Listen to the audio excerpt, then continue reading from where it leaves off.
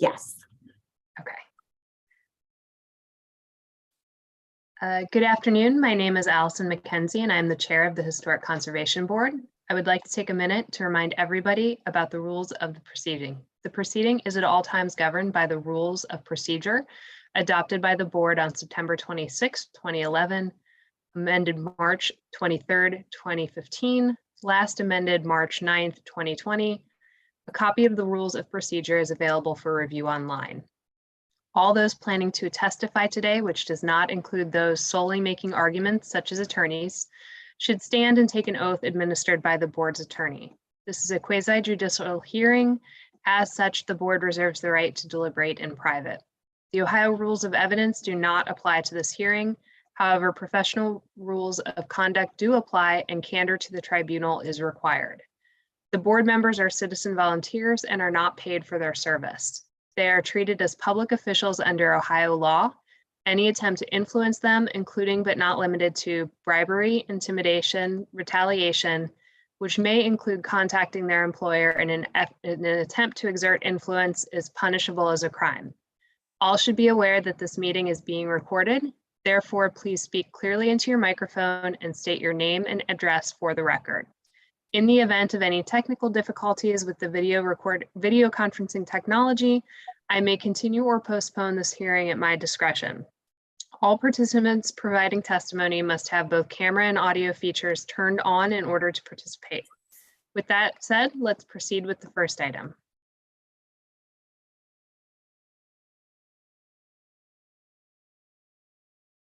Thank you, Madam Chair. I believe items 1 and 2 for 1625 Vine Street and 1633 Vine Street are both on the consent agenda. Yes, would anyone like to have any discussion and therefore move either item from the consent agenda to the discussion agenda?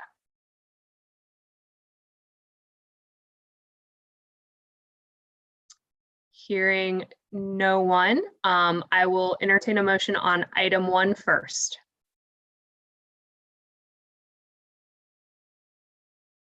Madam Chair, I'll make a motion to approve item 1. Second. I will call the roll. Mr. Weiss? Yes. Ms. Smith? Yes. Mr. Zalasko? Aye. Mr. Young? Aye. Mr. Sunderman? Aye. Mr. Voss? Aye. And the chair votes aye. We will move on to item number 2. I will entertain a motion on that item. Madam Chairman, I'd like to make a motion that we approve item 2.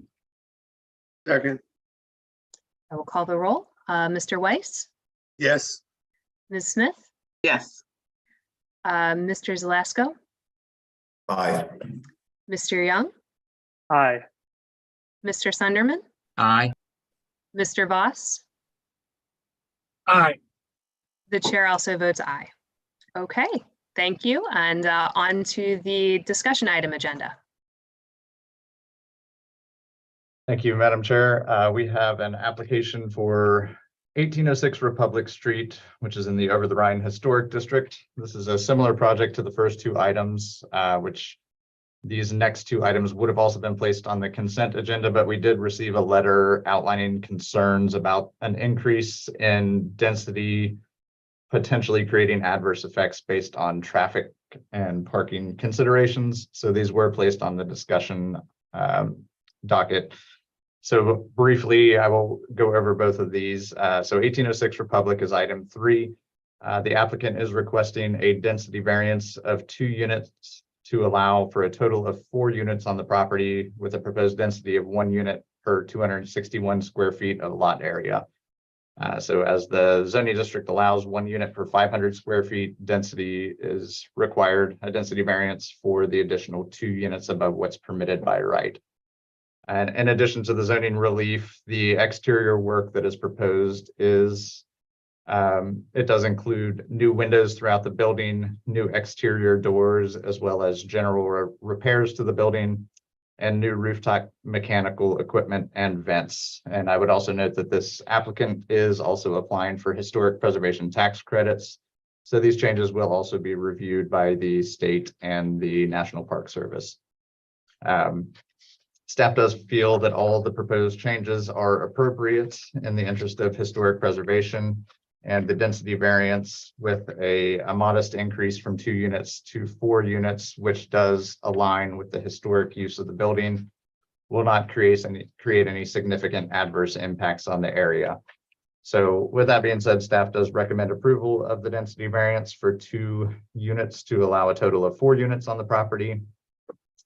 And staff does also recommend approval of the certificate of appropriateness for the proposed changes to 1806 Republic, with the conditions that any changes required by the National Park Service for the federal historic tax credit application shall be approvable by staff, and that the building permit must be issued within 2 years or the COA shall expire. Thank you. I do have an owner rep and a few applicants signed up. If any of you would like to add anything, please let me know and we'll get you sworn in. Looks like everyone's good with Doug's description. Any questions from the board? I don't have anyone signed up from the community for 3.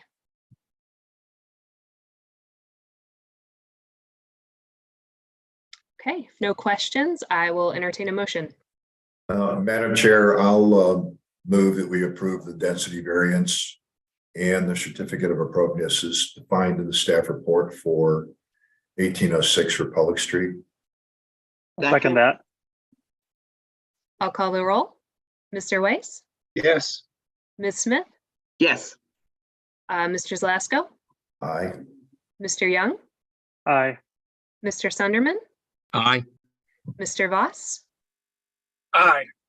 The chair also votes aye. Okay, great. 3 is good. Let's move on to item 4.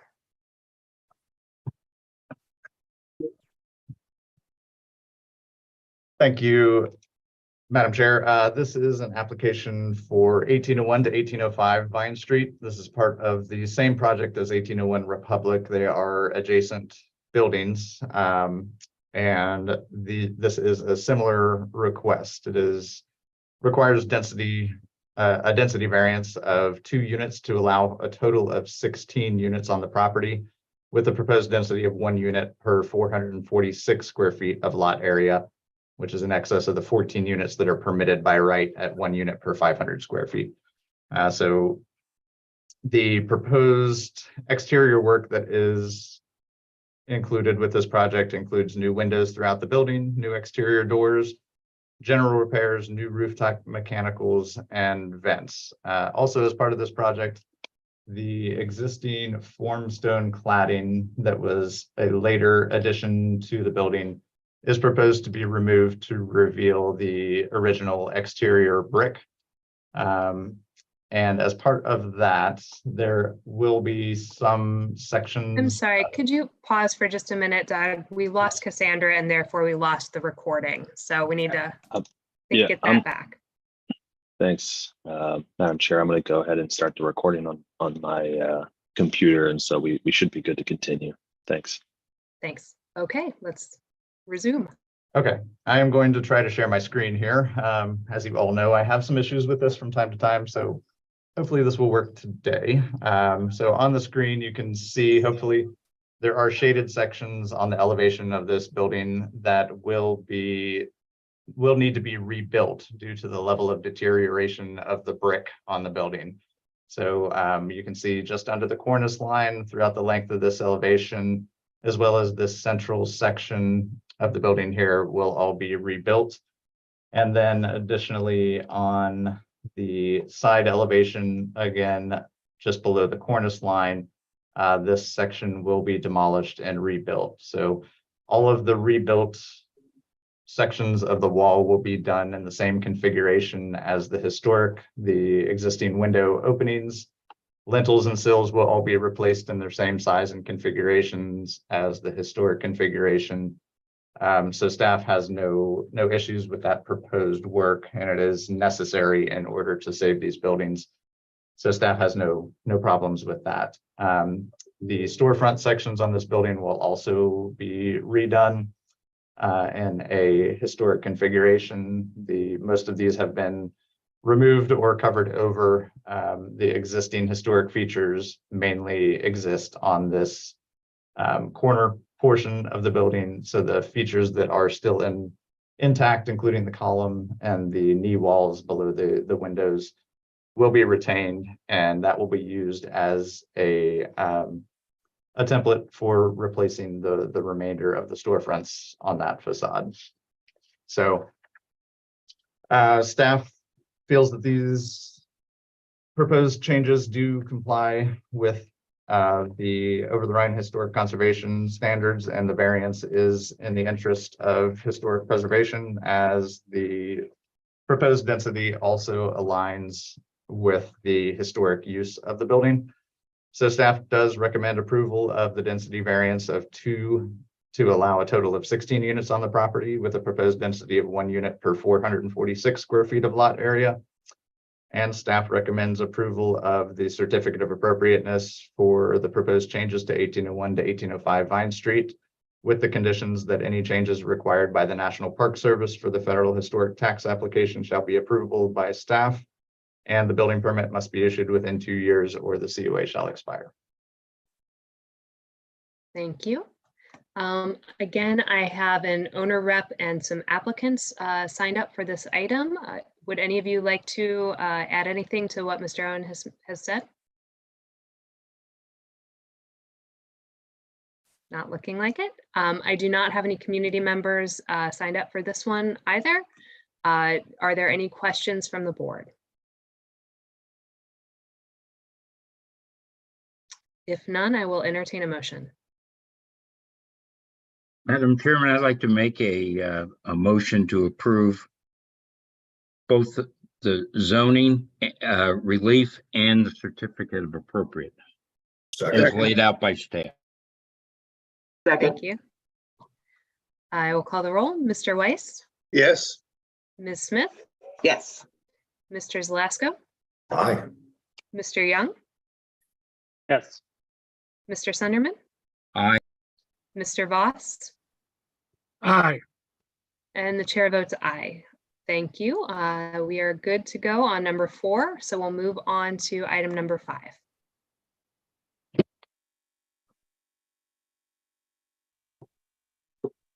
Thank you, Madam Chair.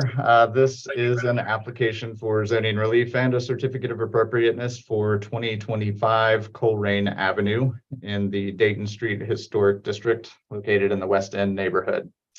This application is requesting zoning relief in the form of a use variance to allow an eating and drinking establishment on the ground floor within the RM 0.7 zoning district. They are also requesting a density variance of 2 units to allow a total of 6 units on the property, with a proposed density of 1 unit per 500 square feet of lot area, in excess of the 4 units permitted at 1 unit per 700 square feet. And they are also requesting a numerical variance of 10 to allow 0 parking spaces, which is short of the required 10 parking spaces for the overall project.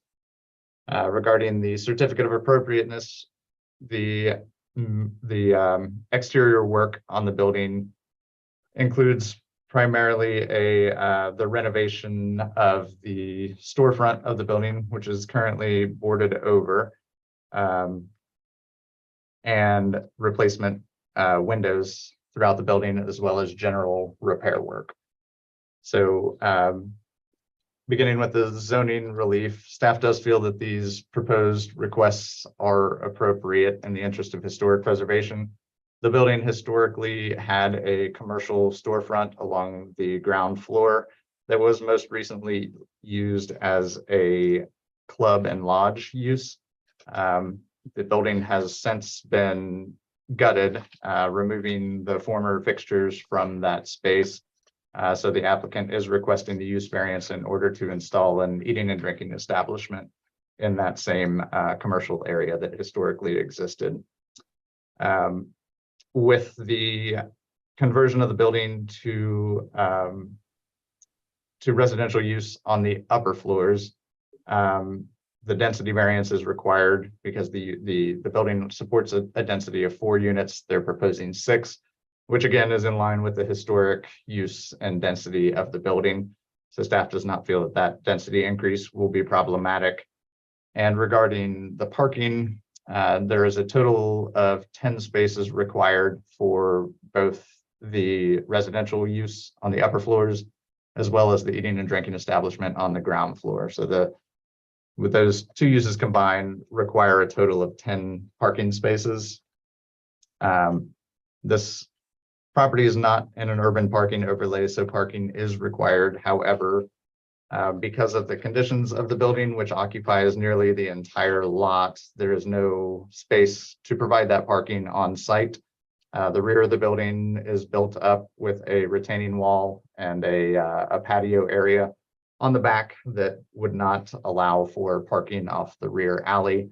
So the only other option to provide parking for this site would be either the demolition of another building on an adjacent lot, or acquiring a vacant lot within 600 feet to provide parking on that separate lot. So staff feels that it's more in the interest of historic preservation to allow the vacant lots to potentially be reused in the future for future building sites for new construction, rather than occupying them with a surface parking lot.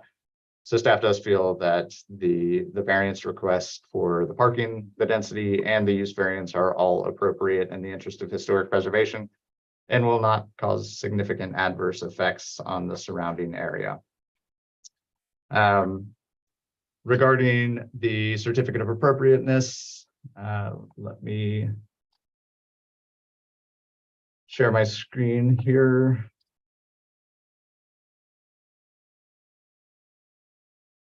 Okay, so you can see the existing condition with the boarded over storefront along Colerain Avenue with the rendering on the side of the proposed new configuration. So the proposed work does retain a knee wall at the base and a division along the top of the windows to simulate any former transoms.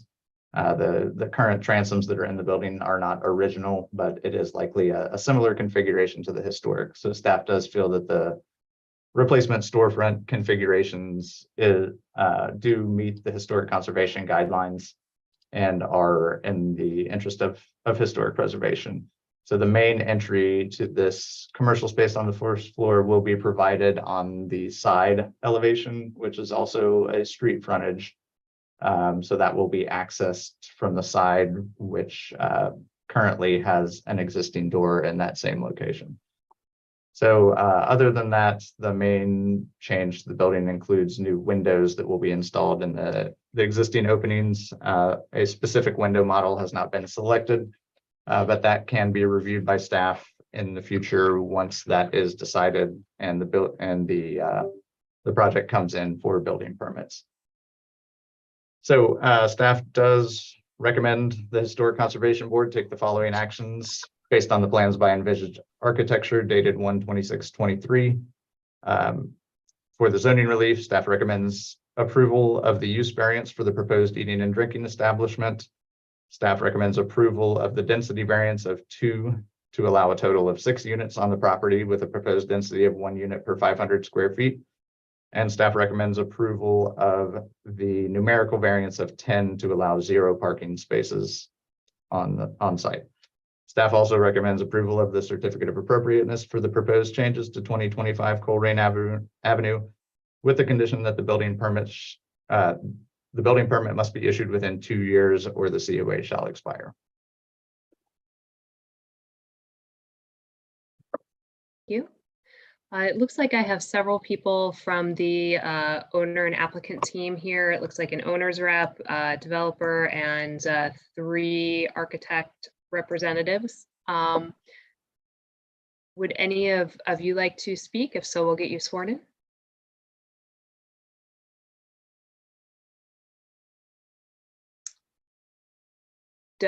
I do have some community members signed up. Does the board have any questions for the owner or staff before we move into those?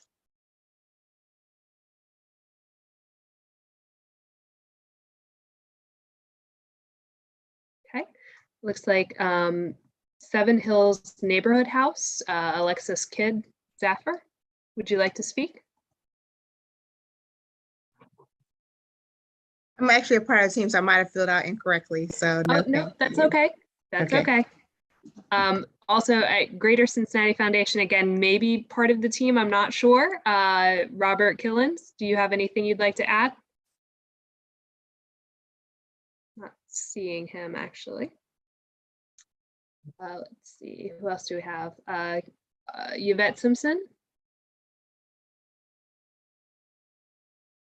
I think, Madam Chair, Mr. Perkins is the next person that we have that is here listed as a member of the community, although that might just be for the next, I'm sorry, that's for number 6.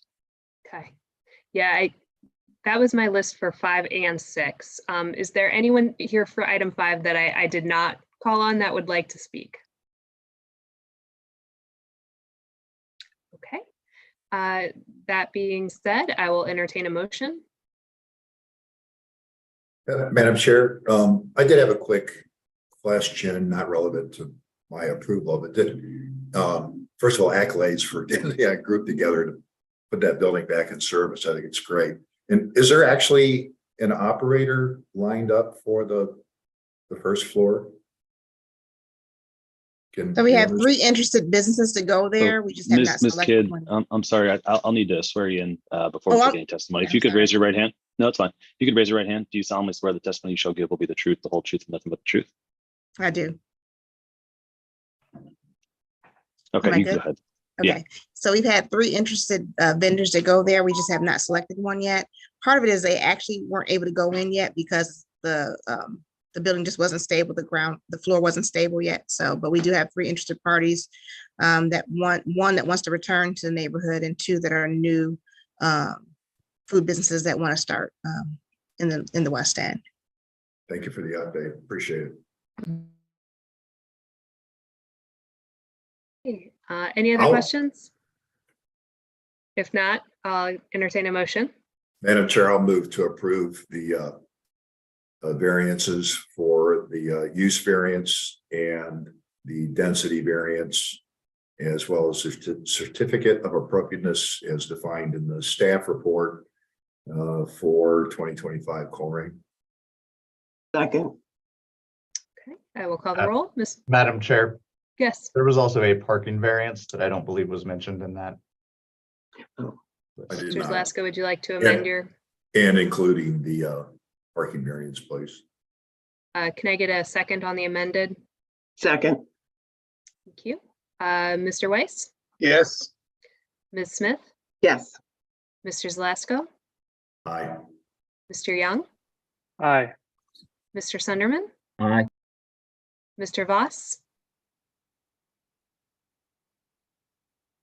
Looked like Mr. Voss was driving, so we might not get him on this one. The chair votes aye. Thank you, and on to item number 6. So technically, that was approved.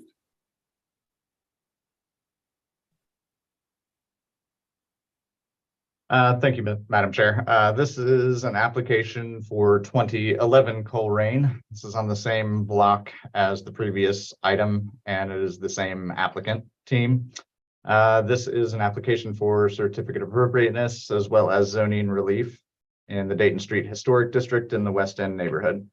The zoning relief on this project entails a density variance of 4 units to allow a total of 7 units on the property with a proposed density of 1 unit per 357 square feet of lot area, in excess of the 3 units permitted at 1 per 700 square feet, as well as a numerical variance of 7 to allow 0 parking spaces, which is short of the required 7 spaces. So in a similar vein as the previous project, this is a complete renovation of the building with residential affordable residential housing units provided throughout the entire building. Exterior work for the COA will consist of new windows throughout the building, as well as general repair work and new doors on the ground floor. Regarding the density variance, in a similar vein as the other projects that we've discussed today, staff does feel that this is appropriate in the interest of historic preservation. It is a similar density that historically existed on the site. And there is no availability for parking on the site itself, so it would have the same problems with providing parking as 2025 Colerain Avenue. So staff does feel that these forms of zoning relief are appropriate. Regarding the certificate of appropriateness, the main change to the building is occurring on the ground floor. Share my screen here so you can see the existing conditions in the image with the ground floor windows and doors that have been boarded up. The applicant has worked with staff to try to preserve the character defining feature that has the double entryways within the center bay on the primary facade.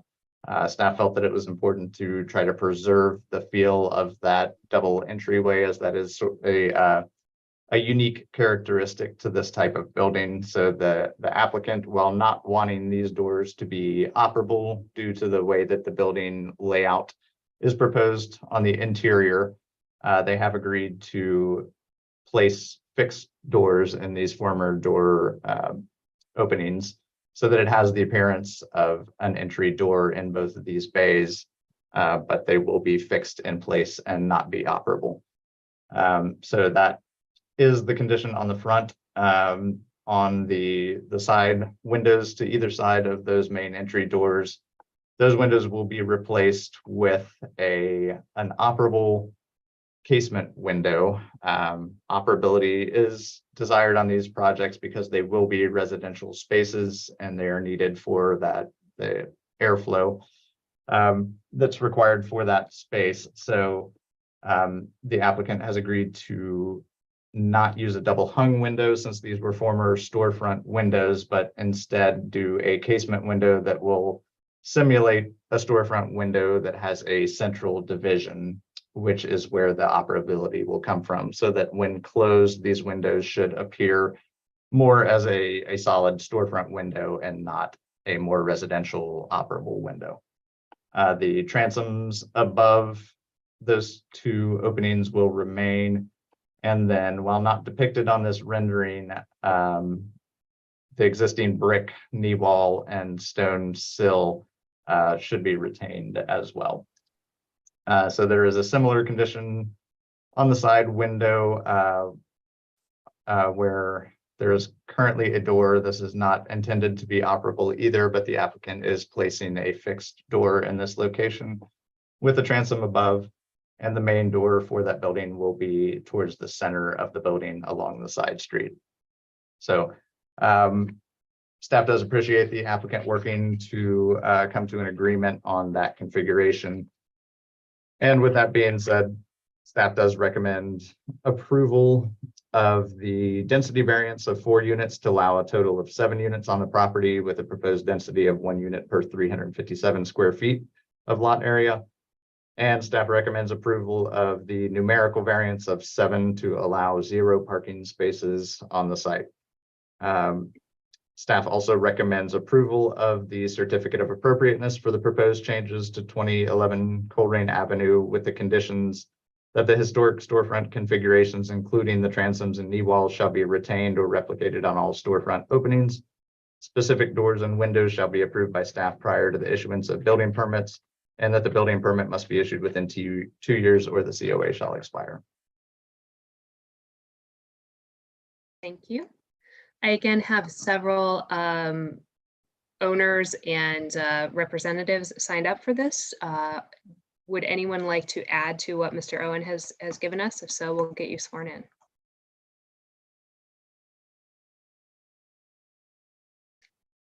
Okay, do any board members have questions for the owners or staff before I move into community members?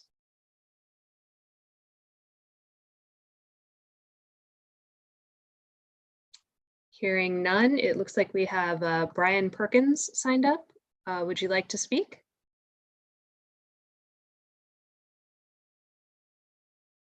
I think that was a no. Okay. No. Okay. Any questions at all for this item? If not, I will entertain a motion.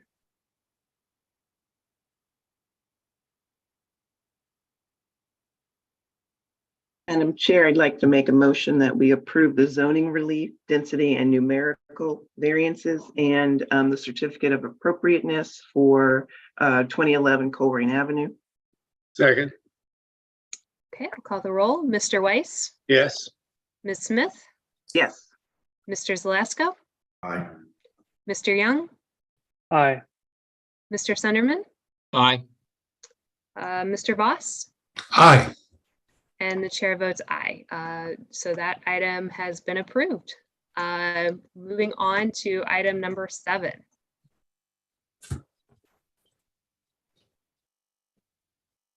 Thank you, Madam Chair. This is, I have one staff report and presentation for items 7 through 9, as they are all one development that is proposed as 3 separate townhouses on 3 separate lots. So the zoning relief and CUA discussion will be the same for each individual property. So I will be presenting them all together. So these are applications for 1918, 1922, and 1926 Freeman Avenue. These are located in the Dayton Street Historic District in the West End neighborhood. It is a proposal for new construction on 3 currently vacant lots. So each of the separate row houses that are proposed will be individual units. And there is a form of zoning relief required for each of the 3 lots, which is a dimensional variance of 8 feet, which is required for the proposed 8-foot setback where the district requires building placement at the front lot line. So that is a requirement of the underlying zoning district, which is also addressed within the conservation guidelines. So we'll handle that both with the COA discussion. So the proposed conditions on the site are 3 individual single-family attached townhouses. Each of the house will be clad in brick, masonry block, and cement fiberboard siding. And each townhouse will have a 3-story facade at the street level with a 4th-story setback from the street with a front roof deck. So share my screen here. Okay, so on the screen, you hopefully can see the rendering of the proposed townhouses with the 3 stories and the recessed roof decks. You can see that it is set back far enough that it is not highly visible from the street. In general, staff does feel that these 3 townhouses do meet the conservation guidelines for the Dayton Street Historic District. They have a clearly defined base, middle, and top that's defined by the raised entry with the stone cladding, which is a common feature that is referred to in the conservation guidelines. The entries will be slightly recessed from the facade to provide a bit of a covered opening. The middle is defined primarily by the individual punched window openings. And then finally, the top, there is a cornice at the top with a stone belt course breaking the massing between the 2nd and the 3rd floors. So individually, each of these buildings does have the verticality that is required with the conservation guidelines. And staff feels that the materials are also generally appropriate. You can see on the elevation drawings that the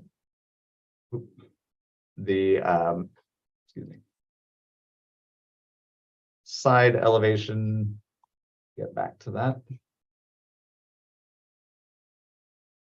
The side elevation has an extended brick return that extends beyond the first window, the first bay of the side elevation, that will allow more of the brick to be seen when viewed from the street at an oblique angle, so that the fiber cement cladding is not as prominent on the side elevations.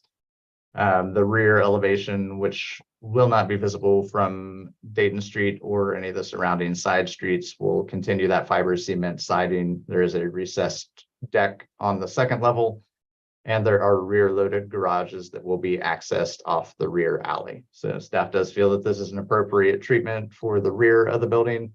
Front loaded garage in the Dayton Street Historic District would not be appropriate. So providing that access off of the rear alley is the best way to handle an integrated garage. You can also see on the elevations, the recessed fourth story with that roof deck area along the front. And there is a sightline drawing taken from that side angle where you can see that that massing on the fourth floor will not be highly visible from the street, and providing that additional return. While some of that fiber cement siding may still be visible, it does provide that that depth to make it less obvious. And on the site plan here, you can see the proposed 8-foot setback that is proposed. It does align with the most adjacent building that is to the south of this, which also features that nearly 8-foot setback. So not being built directly to the front lot line, staff feels that this is appropriate and allows to have the elevated base with the staircase going up to the entry. That is that common feature that's found in the Dayton Street Historic District. So that provides that space needed for that elevated entry. It also works with the grading that is proposed on the site to allow that rear entry to the garage while being on that same level. So staff does feel that that is appropriate. I would also mention that on the elevations and the rendering, the applicant is showing the black metal fence to meet that front lot line to provide that definition of the lot, which is something that is required based on the conservation guidelines. I would note that the fence that's shown on the drawings is a 6-foot tall black metal fence. I have spoken with the applicant and stated that a 3 to 4 foot fence would be more appropriate in this scenario, as that is the common condition that's found in the district. And the applicant has agreed to reduce the height of that fence to no more than 4 feet. So I have included that as a condition of approval. And other than that, I believe that everything else that's provided here complies. So there are a couple other caveats on this where the actual stone product and the actual brick and the actual fiber cement cladding material is not defined on the drawings. It is called out as being selected by the owner, although the applicant has provided samples of possible choices within the application materials. So all of these final material choices would be subject to approval at the staff level when the building is submitted for building permits. So with that being said, staff does recommend approval of the zoning variances for each 1922, 1918, and 1926 Freeman Avenue for dimensional variance of 8 feet required for the 8-foot proposed setback, where the district requires placement at the front lot line. And staff recommends approval of the certificate of appropriatenesses for 1918, 1922, and 1926 Freeman Avenue with the following conditions: that the proposed siding material on the side and rear elevations shall be wood or fiber cement siding with a smooth finish painted to match the brick. The proposed fence in the front yard shall have a maximum height of 4 feet. The stone cladding material on the foundation shall be submitted to the urban conservator for approval prior to the issuance of building permits. And the building permits must be issued within 2 years of the decision date, or the COA shall expire. Mr. Owen? I do have some applicants signed up, as well as I believe contractor, engineer, owner rep. So would any of you like to speak to this item? If so, we'll swear you in.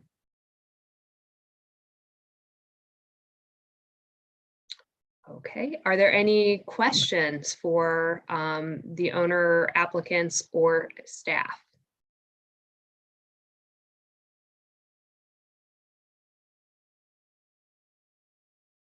Okay, I don't have any members of the community signed up, so if there are no questions, I will entertain a motion.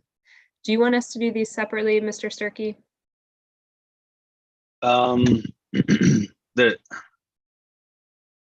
I think you can do it in one collective motion. I would just reference each address in that motion.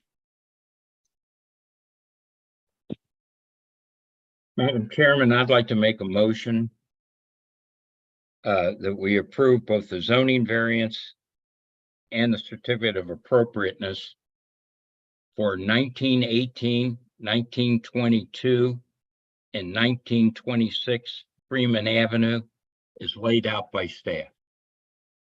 Second, Thank you. I'll call the roll. Mr. Weiss, Yes. Ms. Smith, yes. Mr. Zalesko, Aye. Mr. Young, Aye. Mr. Sunderman, Aye. Mr. Voss, Aye. and the chair votes aye.